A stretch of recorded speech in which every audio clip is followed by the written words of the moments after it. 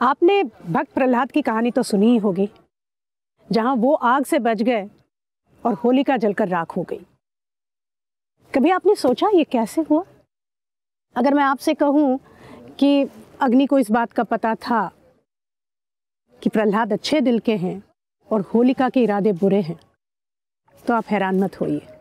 हमारी भारतीय मान्यताओं के अनुसार हमने प्रकृति को एक जीवित शक्ति माना है। हमारे आसपास के पेड़ पौधे, हवा, वृक्ष, ये सब कुछ हमें वैसे ही महसूस कर सकते हैं जैसे कि हम उन्हें। ब्रह्मांड के नियमों के अनुसार जब प्रकृति और मनुष्य एक होते हैं तभी ईश्वर की प्राप्ति होती है। और प्रकृति की बात करें तो भारत पर तो जैसे ईश्वर का आशीर्वाद है। भारत का पर्यावरण विविधताओं से भरपूर है। यहाँ रेगिस्तान, विशाल पहाड़ियाँ, घने जंगल, खुले मैदान, घास, नदियों के तट, समुद्र तट, हर प्रकार के क्षेत्र हैं। हमारे यहाँ 1200 जाति के पक्षी, 19,000 जाति की मछलियाँ, 17,000 जाति के फूल और 45,000 जाति की वनस्पति हैं।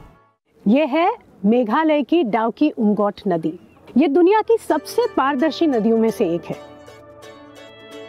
अगर आप इस नदी में झांक कर देखें तो सतह से नदी का तला नजर आता है। सुबह जब सूरज उगता है तो ये गहरे हरे रंग की नदी बिल्कुल ट्रांसपेरेंट, कलरलेस हो जाती है और अपने सारे राज हम पर खोल देती है। प्रकृति की चित्रकारी का इससे बढ़िया नजारा और कहीं नहीं है। ये ब्रह्मांड जो है ये 5 तत्वों से बना है, जिन्हें हम पंच महाभूत कहते हैं। लेकिन क्या आप जानते हैं कि हमारे जो 5 सेंसेस हैं वो इन 5 तत्वों से जुड़े हैं? जैसे हमारी आंखें अग्नि से जुड़ी हैं, हमारी नाक पृथ्वी से जुड़ी है, हमारी जीभ पानी से, हमारी स्किन या त्वचा वायु से और हमारे कान अंतरिक्ष से। अब आपको समझ में आया कि जब इनमें से किसी भी तत्व में इम्बैलेंस क्रिएट होता है तो वो हमारे शरीर के अंदर इम्बैलेंस क्रिएट करता है और इसीलिए हम बीमार होते हैं। हमारे फिलोसोफर, एस्ट्रोनॉमर वराहमिहिर ने बृहद संहिता में सुनामी के बारे में लिखा है। उन्होंने लिखा है कि सुनामी आने के पहले उस क्षेत्र में 40 दिन पहले कुछ एक भाप आने लगती है धरती से, और जो वृक्ष हैं उनके पत्ते धीरे धीरे अपना रंग बदलने लगते हैं और कुछ कुछ पत्ते सड़ने भी लगते हैं। लेकिन ये हमें तब पता चलेगा जब हम अपने वृक्षों के प्रति सजग होंगे। हमारे यहाँ वृक्ष वेद में वृक्ष को लगाने से उनकी अलग अलग बीमारियों के बारे में सब कुछ लिखा है। और क्या आप जानते हैं कि वैदिक काल में पोल्यूशन या प्रदूषण नाम की कोई चीज ही नहीं थी। पर्यावरण में किसी भी मिलावट को सीधा पॉइजनिंग ऑफ एनवायरनमेंट समझा जाता था और ये एक दंडनीय अपराध था। वन्य जीवन की सुरक्षा, खासतौर पर हाथियों जैसे जानवरों की सुरक्षा, हमारे यहाँ चंद्रगुप्त मौर्य और कौटिल्य के समय से चली आ रही है। पशुओं के प्रति क्रूरता तब एक दंडनीय अपराध था। सम्राट अशोक के राज्य में भी वन और वन्य सुरक्षा अनिवार्य थी। विश्व का पहला जानवरों का अस्पताल अशोक के समय पाटलिपुत्र में बनाया गया था। लेकिन फिर यह व्यवस्था बदली। मुगलों की और फिर अंग्रेजों की गुलामी ने पर्यावरण के साथ हमारा रिश्ता तोड़ दिया। जब अंग्रेज यहाँ आए तो हमारे रिच नेचुरल रिसोर्सेज को देखकर चकाचौंध हो गए और उन्होंने देखा तो सिर्फ भारत को लूटना।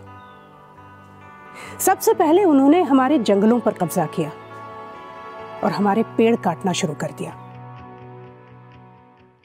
10 कुओं के बराबर है एक तालाब, 10 तालाबों के बराबर है एक रेजरवायर, 10 रेजरवायर्स के बराबर है एक पुत्र और 10 पुत्रों के बराबर है एक वृक्ष। मत्स्य पुराण के श्लोक में वृक्ष को पुत्र से ऊपर माना गया है। मैं आज के संदर्भ में इस श्लोक की एक बहुत ही अद्भुत परिभाषा आपको बताना चाहती हूँ। राजस्थान के पिपलांतरी गांव में, इस गांव में एक लड़का नहीं बल्कि एक लड़की के जन्म पर लोग 111 पेड़ लगा रहे हैं और इस तरह मानवता और पर्यावरण दोनों के लिए कमाल का काम कर रहे हैं। 2006 में मेरी बेटी जिसका नाम किरण था, उसकी लू लगने से डेथ हो गई। क्या उम्र थी? उसकी उम्र 16-17 साल थी। तो हम लोगों के ऊपर पहाड़ टूट गया, बहुत तकलीफ हुई। 12 दिन के बाद मेरे गांव वाले, मेरे परिवार के लोग मुझे यहाँ लेकर आए कि भाई आज से पंचायत में बैठिए, काम किए अपना। तो यहाँ आकर सबसे पहले जो ये पेड़ दिख रहा है ना, ये पेड़ मैंने मेरी बेटी की स्मृति में लगाया। हाँ, ये भी देख रहे हैं। इस पेड़ को लगाते समय मेरे परिवार के लोग, मेरे गाँव के लोग, मेरी ग्राम पंचायत के लोग सब बड़ी संख्या में थे और सबकी आंखों में आंसू था, एक बेटी के नाम पर वृक्षारोपण कर रहे हैं। तो मुझे ये लगा कि अरे मेरी बेटी के नाम पर आंखों में आंसू आ रहे हैं, तो क्यों नहीं इस गांव में जन्म लेने वाली हर एक बेटी के नाम पर वृक्षारोपण करें। मैंने मेरी टीम के साथ बैठकर डिस्कस की। जमीनें बंजर पड़ी है, पेड़ दिख नहीं रहे, पानी 500 फीट से नीचे है, लोगों को पीने का शुद्ध पानी नहीं मिल रहा है। मैंने हमारे यहाँ की नर्सिंग स्टाफ से लिस्ट मंगवाई है सरपंच रहते हुए कि भाई इस गांव में कितनी डिलीवरी रजिस्टर्ड हुई है और उन डिलीवरी में कितनी लड़कियां पैदा हुई है, और उन लड़कियों के परिवार से हमारे स्कूल के टीचर, हमारे सब सेंटर के एनएम और आंगनवाड़ी कार्यकर्ताओं को इसके लिए लगाया कि आप जाइए, सबसे बात कीजिए। और हमने इस काम को शुरुआत की और ये भी सोच थी कि एक मतलब पिता, पुत्री और माँ, ये 111 पौधे एक एक करके हमने लगाए।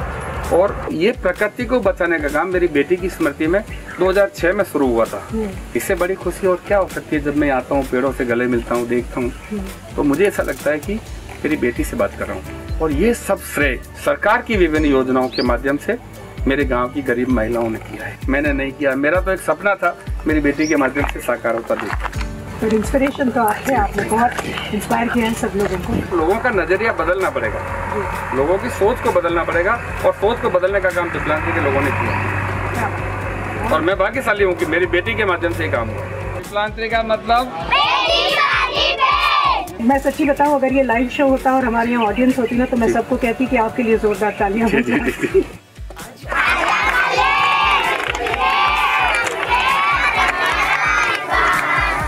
हमारे यहाँ पर्यावरण को बचाने की राह में सबसे बड़ा चैलेंज रहा है वेस्ट मैनेजमेंट।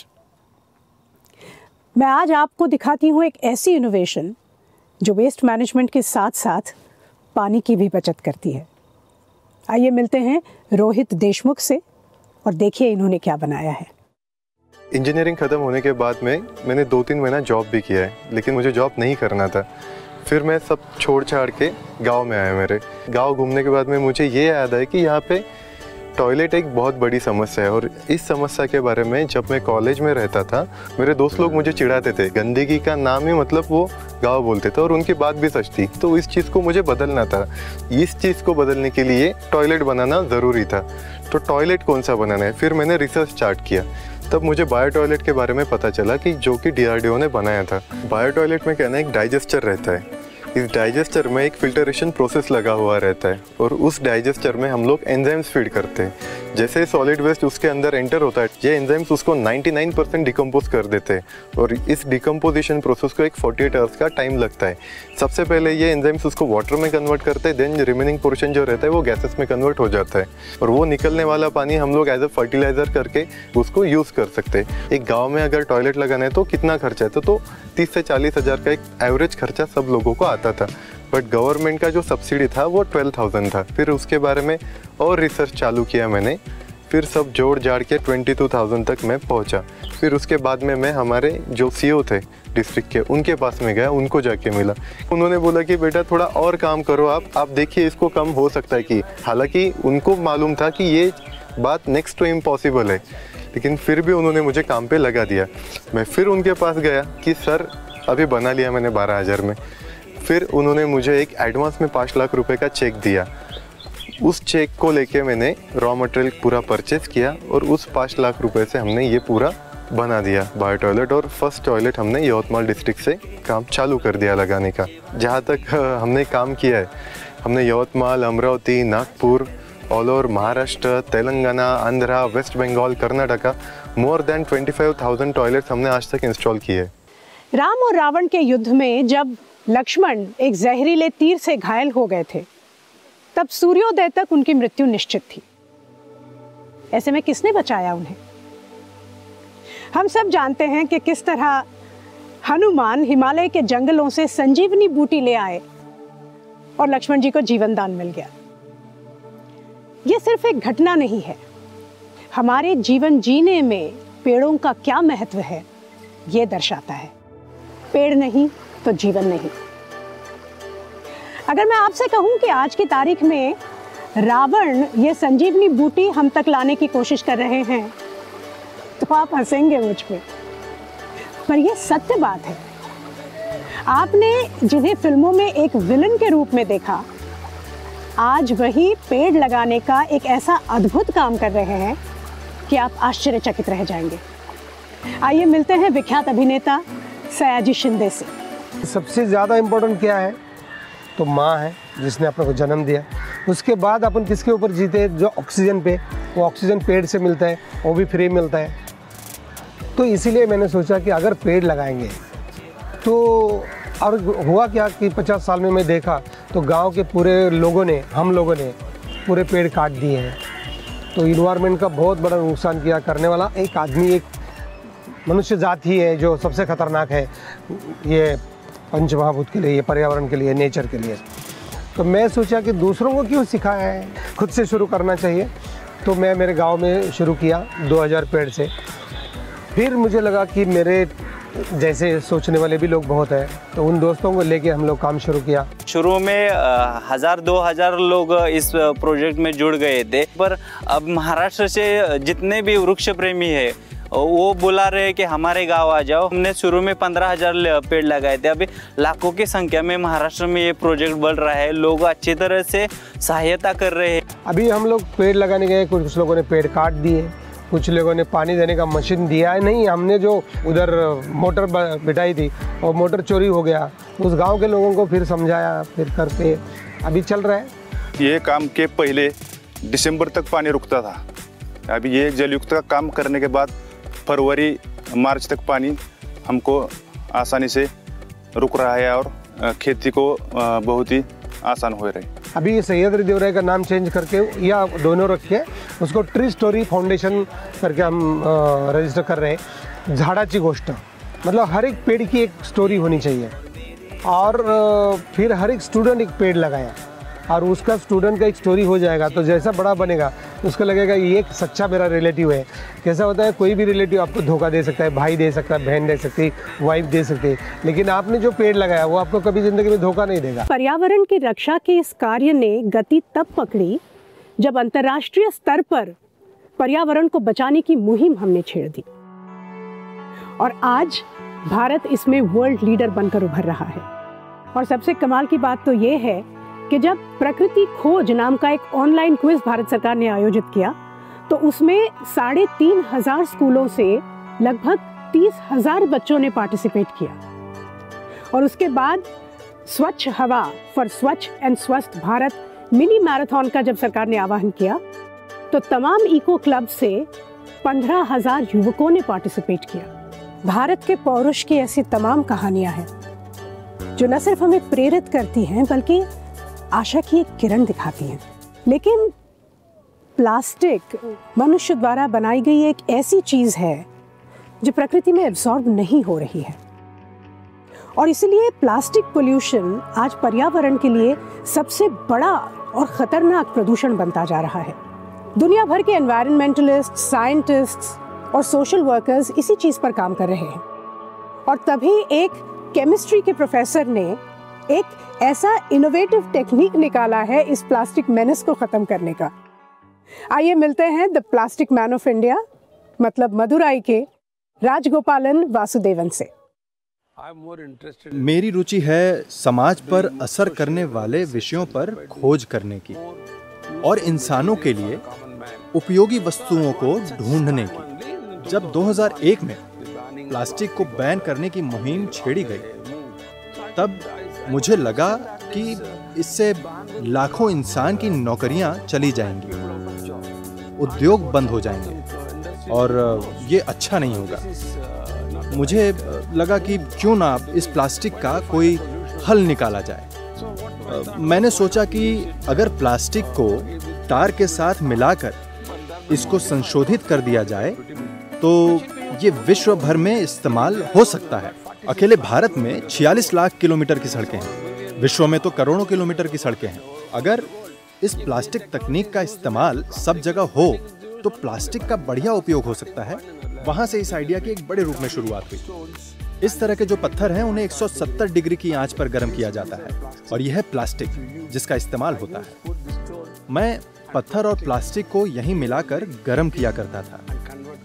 उनकी कोटिंग हो जाने के बाद यहीं टार मिलाकर फिर बाहर ले जाकर उनका टेस्ट किया करता था। इसी से मेरी मदद हुई है। प्लास्टिक कोटिंग से पत्थर ऐसे हो जाते हैं, फिर इनमें टार मिलाया जाता है। टार मिलने से ये ऐसे सख्त हो जाते हैं। ये है प्लास्टिक रोड जो 2006 में बनाया गया था और देखिए ये आज भी वैसे का वैसा ही है।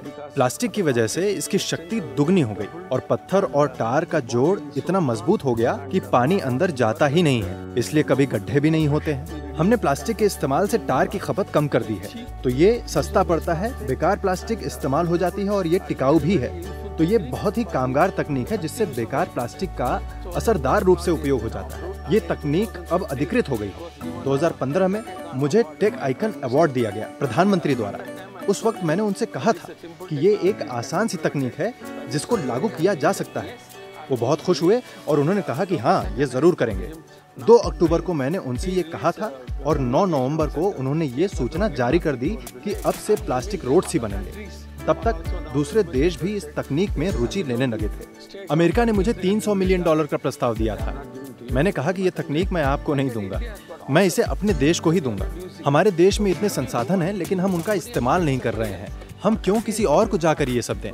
हमारा देश ज्यादा जरूरी है। ईश्वर ने मुझे ये आइडिया दिया प्लास्टिक के उपयोग के लिए और अपने देश की सहायता के लिए। मैं हमेशा यही कहता हूँ कि जीवन बलिदान और सेवा का नाम है। मेरे लिए अपने व्यक्तिगत फायदे का बलिदान करना जरूरी था और विश्व की सेवा करना जरूरी था। जब आप ये कर पाते हैं तभी आप विकसित हो सकते हैं, बेहतर हो सकते हैं। जीवन का यही सिद्धांत है। आज देश के 11 राज्य इस तकनीक को लागू कर रहे हैं। हर साल 10 से 15% सड़कें प्लास्टिक से बनती हैं, कहीं कहीं 25% भी बनती हैं। साथ ही पर्यावरण और वन विभाग भी इसका इस्तेमाल कर रहे हैं। हाल ही में हमें दुबई से मटेरियल मिला है। वो लोग प्लास्टिक बैग का इस्तेमाल करते हैं पेट्रोलियम वेस्ट को रखने के लिए। उनके पास 10,000 टन प्लास्टिक था जिसका उन्हें पता नहीं था कि क्या करना है। अब उन्होंने वो प्लास्टिक मुझे दे दिया है, मैं उसका सही उपयोग करूंगा। ये विश्व भारत के ही ज्ञान से सुधर सकता है। सर्वो जना सुखिनो भवन्तु, यानी सभी का खुश रहना जरूरी है। हम ऐसा मानते हैं, यही भारत का संदेश है। आज मैं 74 साल का हूँ, काश मैं 20 साल का होता ताकि अपने देश की और सेवा कर पाता। इस पूरे ब्रह्मांड में पृथ्वी ही एक ऐसा ग्रह है जहां जीने के सारे साधन उपलब्ध हैं। इस पृथ्वी ने हमें जीवन दिया है, इसलिए पर्यावरण की रक्षा सिर्फ सरकार की जिम्मेदारी नहीं हो सकती, ये हमारा दायित्व है। सिंधु घाटी सभ्यता जिस पर हम सब गर्व करते हैं, वो कहां लुप्त हो गई? कभी आपने सोचा कि सारा का सारा वैदिक साहित्य जो है वो सरस्वती नदी के इर्द गिर्द आधारित है और सारा पौराणिक साहित्य गंगा पे। इससे यह साफ झलकता है कि जब सरस्वती लुप्त हो गई तो सारा का सारा समाज पश्चिम से पूर्व की तरफ जहां गंगा बहती थी वहां आके बस गया। आज हम फिर से उसी कगार पर खड़े हैं। क्या फिर से सरस्वती लुप्त हो जाएगी? क्या दोबारा हमें एक नई गंगा की खोज में निकलना पड़ेगा? मुझे विश्वास है नहीं, क्योंकि सरस्वती है आप, हम, हमारी सोच, हमारा विश्वास। आइए फिर से एक बार प्रकृति से मिल जाए और अपने ईश्वर को ढूंढ ले। तो ये थी हमारे पर्यावरण की बात, आपकी बात, मेरी बात, हम सब की बात, भारत की बात।